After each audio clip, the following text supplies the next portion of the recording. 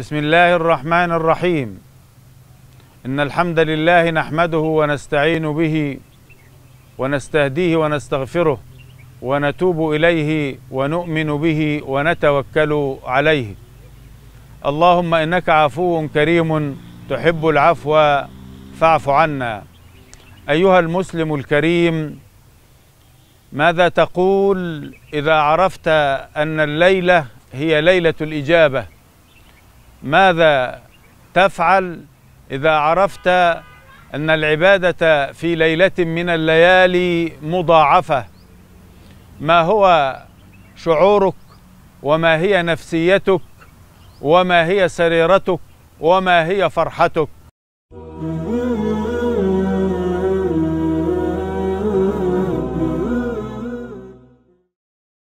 لقائي بكم الليلة في هذه الحلقة المباركة، في هذا اليوم المبارك، في هذا الشهر المبارك، تحت عنوان ليلة القدر خير وبركة.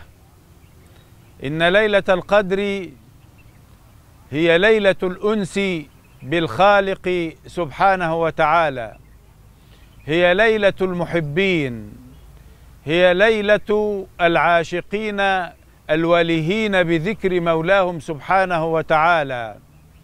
ليلة القدر هي ليلة الذين قطعوا أشواطا ما بين النفس الأمارة بالسوء إلى النفس اللوامة، إلى النفس الراضية المرضية المطمئنة، التي خاطبها الله تعالى بقوله: يا أيتها النفس المطمئنة ارجعي إلى ربك راضية مرضية فادخلي في عبادي وادخلي جنتي.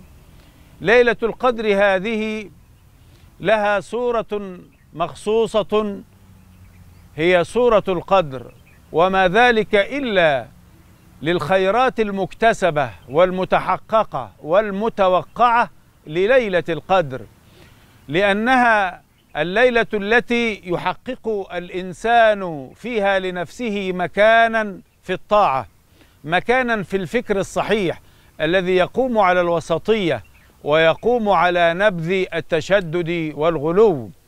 إنه يقول لربه: يا رب، أنا أعبدك كما أمرت، بالأسلوب الذي ترضاه، بالمنهج الذي طبق به نبيك العبادة، منهج الوسطية، منهج اليسر، منهج التسامح، منهج التيسير، البعد عن التشدد، البعد عن الغلو.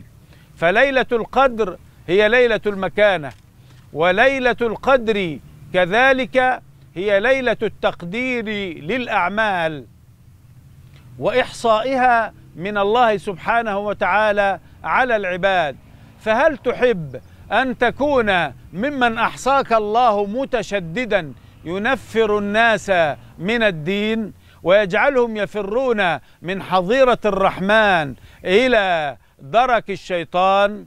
هل أنت درست التربويات فعرفت أن الدعوة إلى الله إنما هي نسق يحتاج إلى قدر من علم النفس والدراية بعلم النفس؟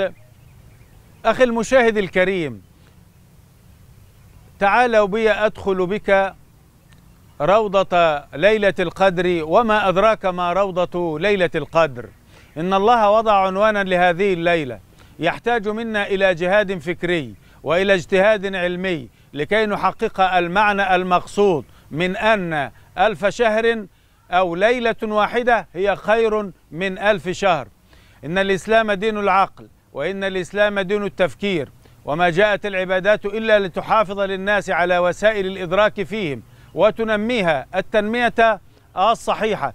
وضع الله العنوان لهذه الليلة وحل لنا هذا اللغز عندما قال سبحانه وتعالى: تنزل الملائكة والروح فيها بإذن ربهم من كل أمر سلام.